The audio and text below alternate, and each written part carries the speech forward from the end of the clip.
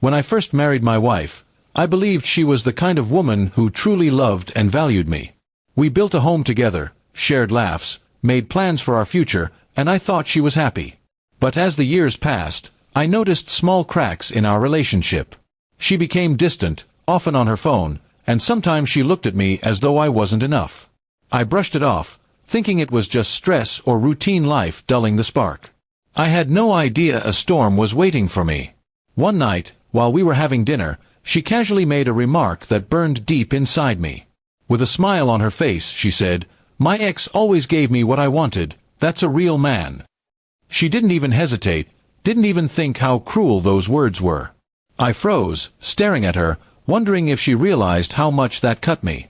She laughed it off as if it was a harmless joke, but I knew it wasn't. It was her way of telling me I wasn't enough for her.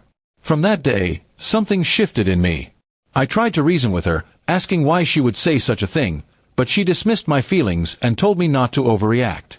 I started noticing more and more red flags, late-night messages, her always guarding her phone, and her sudden obsession with looking her best when going out with friends.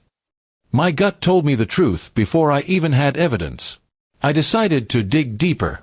One evening while she showered, her phone lit up on the counter. The message preview read, "Can't wait to see you again, just like old times." My heart pounded, and my suspicions were confirmed.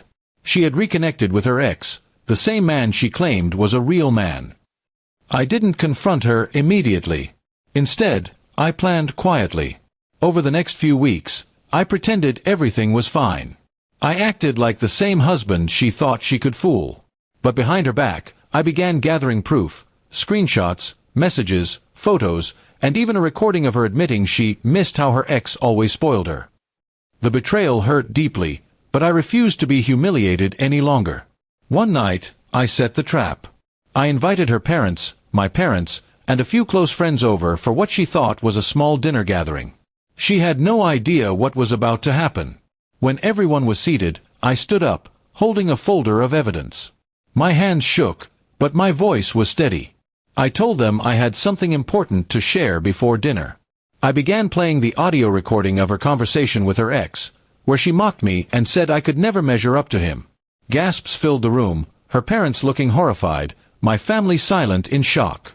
Then I placed the screenshots on the table for everyone to see.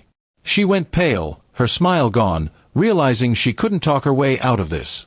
She tried to defend herself, saying it was just flirting and that I was overreacting. But this time, no one believed her. I looked her straight in the eyes and told her, "You wanted a real man? Then go to him. Because I'm done being disrespected." Her parents couldn't even look at her. She broke down crying, begging me to forgive her, saying it didn't mean anything. But I had already made my choice. That night, I packed her bags and left them at the door. She kept pleading, saying she would cut contact with her ex, but I refused to listen. I had wasted enough years giving my all to someone who never valued it. Watching her walk out of the house was painful, but strangely freeing. I felt like I was finally taking my life back. In the weeks that followed, she tried calling and messaging me, saying she had made a mistake, that she only wanted attention, and that she loved me. But I blocked her number, blocked her on every platform, and moved forward. Her betrayal had burned away whatever love I once had for her. Word spread quickly among family and friends. People whispered, and she faced the shame she had tried to place on me. The ex she praised so highly? He didn't take her back seriously. From what I heard, he treated her as just a fling. She lost me, and she didn't even get him in the end. Karma found her faster than I expected.